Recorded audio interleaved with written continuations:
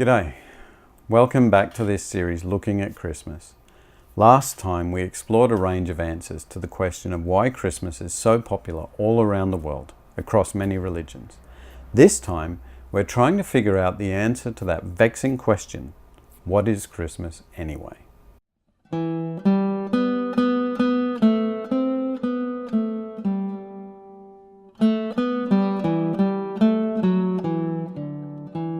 So what is Christmas? Is it just an excuse to sell pine trees, Christmas puddings, minced tarts, eggnog, Christmas lights, travel, or absolutely anything which anyone could appreciate as a gift? Or is there something more to it? Imagine if we opened our Bibles to discover the origins of Christmas and read this. And there were in the same country, keeping watch over their stockings by the fireplace. And there were in the same country children keeping watch over their stockings by the fireplace. And lo, Santa Claus came upon them, and they were sore afraid. And Santa said unto them, Fear not, for behold, I bring you good tidings of great joy, which be to all people who can afford them.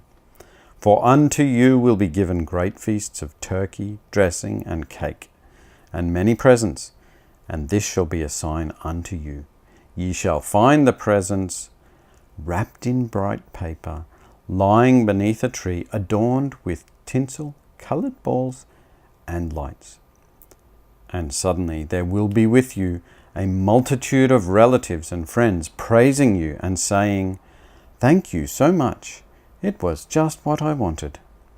And it shall come to pass, as the friends and relatives have gone away into their own homes, the parents shall say to one another, Darn it! What a mess to clean up! I'm tired. Let's go to bed and pick up tomorrow. Thank goodness Christmas only comes once a year. And they go with haste to their cold bed and find their desired rest. Imagine that if the foundations of Christmas, I imagine that if the foundations of Christmas were like that, we would never celebrate it. In a world where refugees risk death to flee their homes, where tyrants are destroying people's homes in the middle of winter, where even in our own country we're struggling with revelations of sexual abuse of children, even abuse in church-run organisations, where unborn babies are killed by the millions, where we have enough food and yet so many still starve. In such a world, how do tinsel and toys help? What joy does a fictional fat man with presents offer? But of course, that's not what Christmas is, or ever has been. Early Christians didn't even celebrate Christmas, Easter, yes, but Christmas didn't seem that important to a church that was fixated on Christ's return. But over time, the church realized that its mission was to be Christ's body here on earth for some substantial period. And with that realization came the realization that Christ's own life needed to be remembered too. Matthew and Luke, the gospel writers, both included brief outlines of Jesus' birth in their gospels, but they'd focused on different things.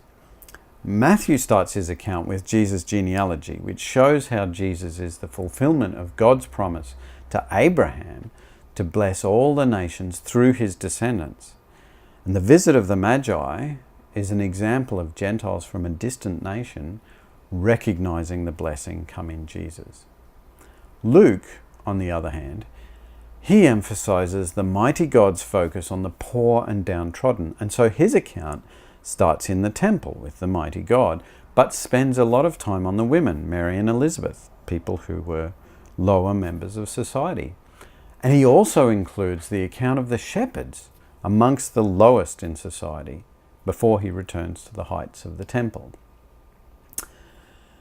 Now, the original celebrations of Christmas focused on this radical idea that a great and mighty God had entered the world as a helpless baby in order to die for messed up mankind. And the themes of Christmas were tightly linked to the themes of Easter. since the birth of Jesus was a necessary step on the way to his death. If we really want to discover the joy of Christmas then, this year, we need to remember Christmas lights can only be seen in their glory in the midst of darkness. And the true joy of Christmas is seen only in the context of Christ's death on a cross. How can we share this truth with our friends and family? Now, I'll be talking about this, but I would love to hear your ideas first. Thanks.